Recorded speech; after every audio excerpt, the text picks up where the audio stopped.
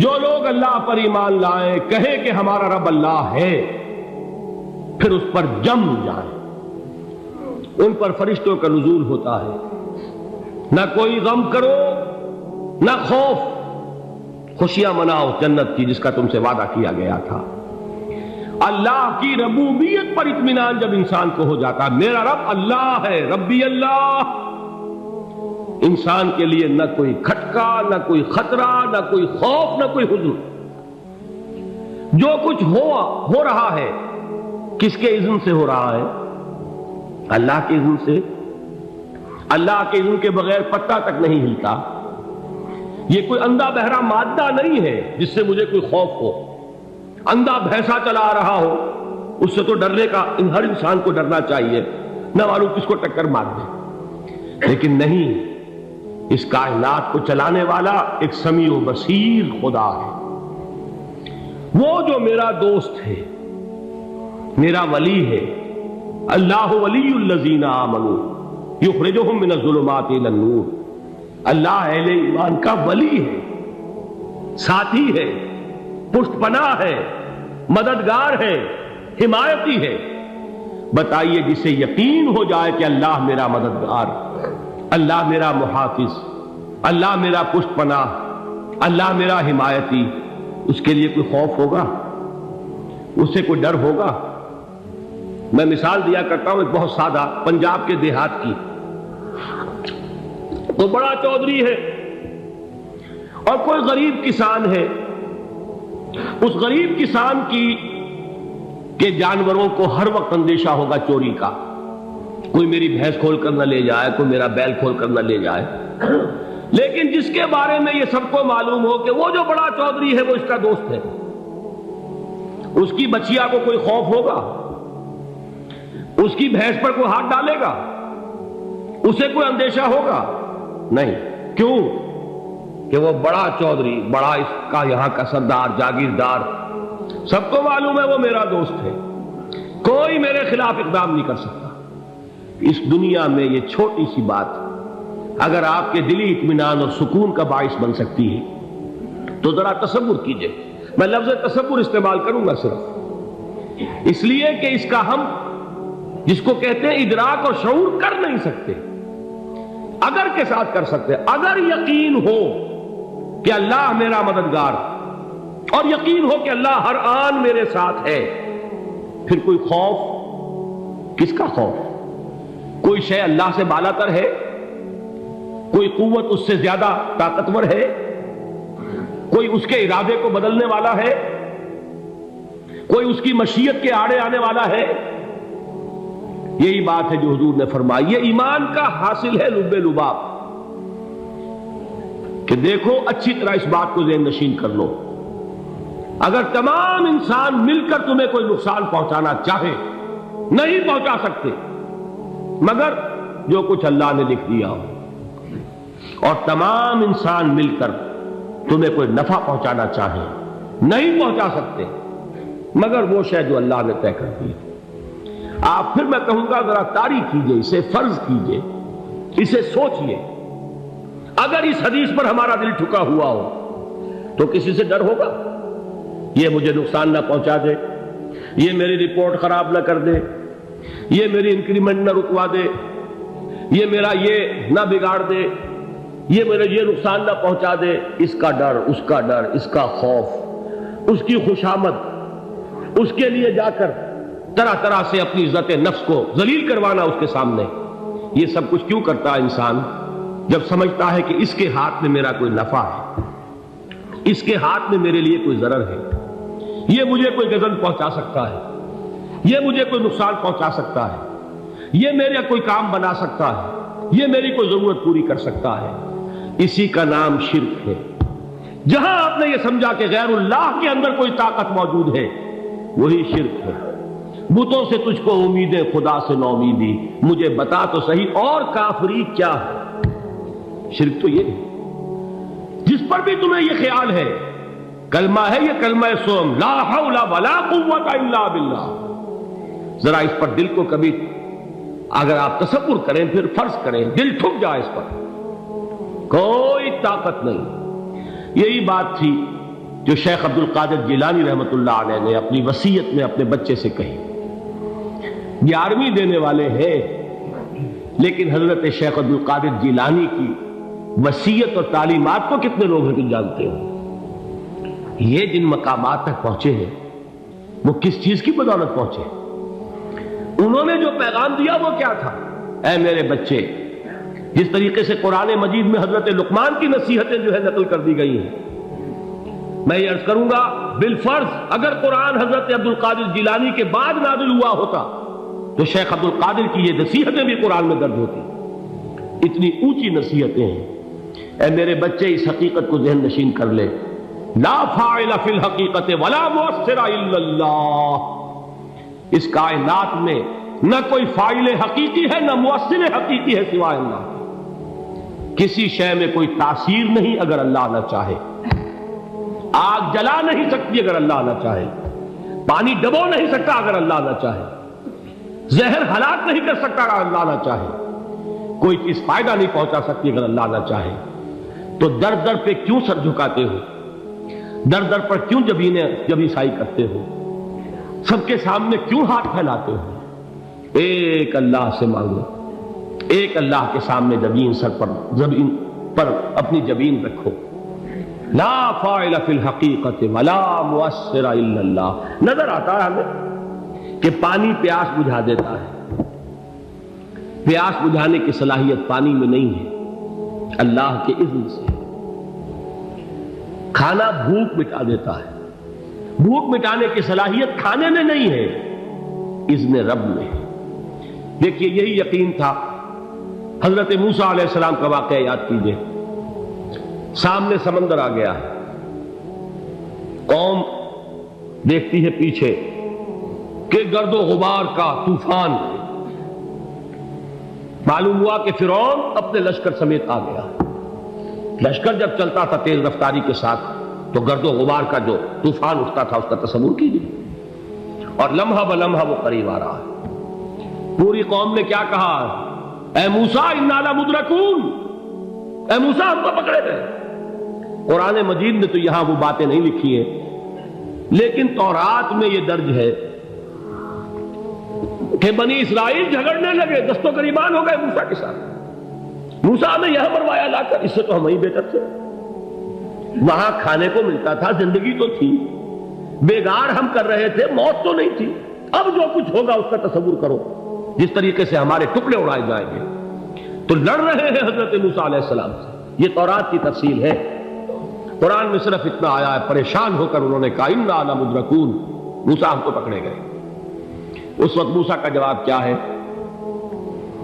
کلا ان معی ربی سیہدین. نہیں، میرے ساتھ میرا رب ہے، وہ راستہ دے گا. بتائیے کہاں راستہ نظر آ رہا ہے؟ یہ ہے ایمان بالغیب. راستہ نظر نہ آئے تب اللہ پر یقین ایمان ہے. جیب میں پیسے ہوں اور تب دل کو اطمینان ہے تو ایمان کس پر ہوا؟ پیسے پر، اللہ پر نہیں. جب وسائل و ذرائع نہ ہو اور پھر یقین ہو کہ اللہ مسبب الاسباب ہے، وہ اسباب کا پابند نہیں ہے، وہ اسباب کا محتاج نہیں ہے، اسباب اس کے محتاج ہے. اگر یہ یقین ہے تو اللہ پر ایمان ہے. یہ نہیں ہے تو تمہارا ایمان اسباب پر ہے، وسائل پر ہے، ذرائع پر ہے، مادیات پر ہے، اللہ پر نہیں.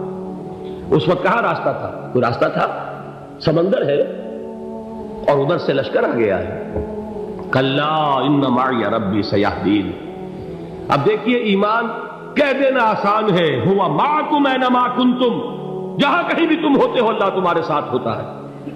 لیکن اس کا یقین قائم ہو جائے تو زمین و آسمان کا فرق واقع ہو جائے. یہی بات ہوئی حضور کے ساتھ. غار ہے، چھپے ہوئے ہیں محمد رسول اللہ اور آپ کے وہ یار غار ابو بکر صدیق رضی اللہ تعالی عنہ. اقبال نے حضرت ابو بکر کی شان میں چند اشعار کہے صرف، لیکن واقعہ یہ ہے کہ بھاری بھاری نظموں پر اور قصیدوں پر بھاری ہے. طویل ترین نظمیں اور قصیدے ہوں ان پر بھاری ہے. ہمتیں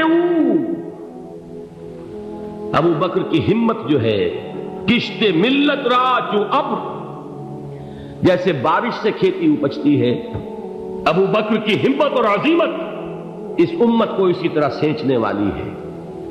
ثانیے اسلام و غار و بدر و قبر،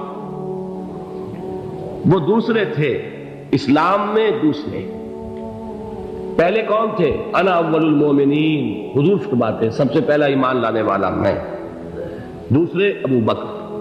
ویسے ہمارے ہاں یہ چلتا ہے اختلاف، حضرت علی پہلے ہیں کہ حضرت ابو بکر پہلے ہیں، لیکن اس میں بڑی خوبصورت تطبیق قائم کی ہے علماء نے، اور بہت صحیح ہے۔ چار کے بارے میں فیصلہ ہی مت کرو کہ کون پہلے، ان کی ایک عجیب تقسیم کر دی ہے۔ آزاد مردوں میں، بالغ مردوں میں سب سے پہلے ابو بکر، بچوں میں سب سے پہلے علی، خواتین میں سب سے پہلے خدیجہ، اور غلاموں میں سب سے پہلے زید بن حارثہ۔ بڑی پیاری تقسیم ہے، یہ چاروں ہی پہلے ہیں، ہر ایک کے لیے اولیت ہے۔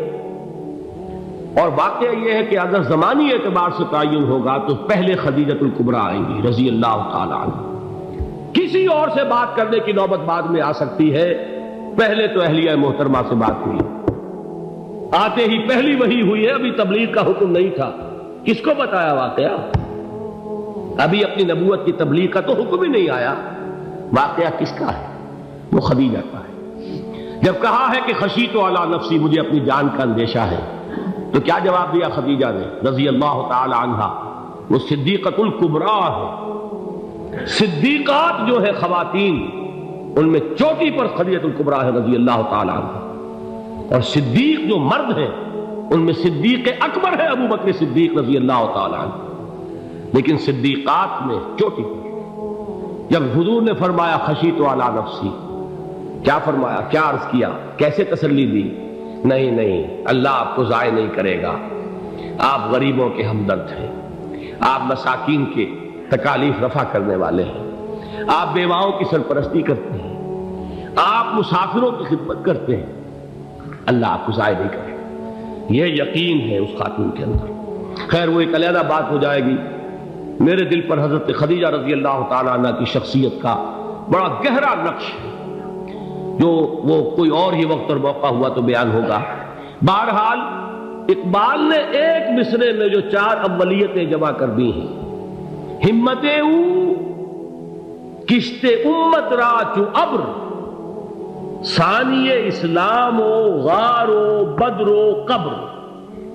اسلام میں حضور کے بعد پہلے کون؟ ابو بکر۔ غار میں حضور کے ساتھ کون؟ ابو بکر۔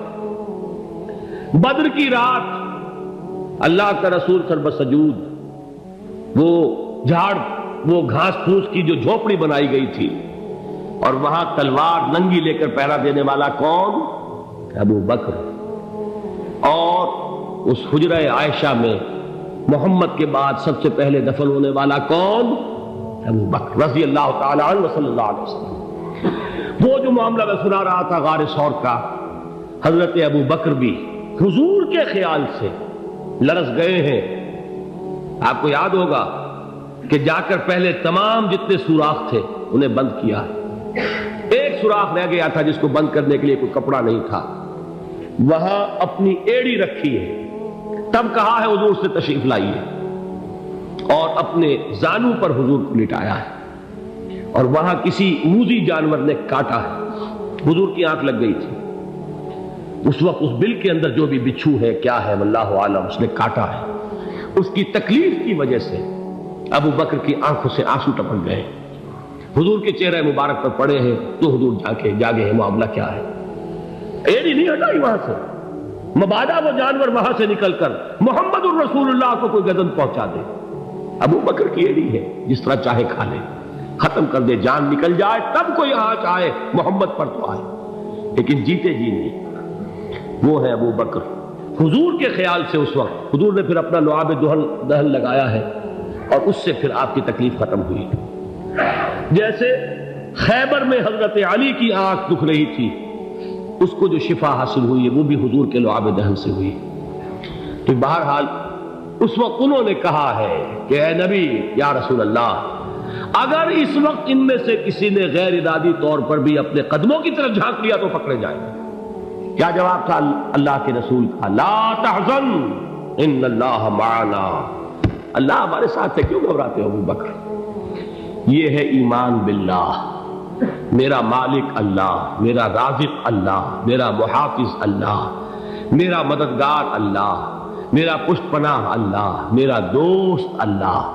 یہ دوستی ہے اللہ کی جو لب لباب ہے، حاصل ہے ایمان کا، اسی کا نام ولایت ہے۔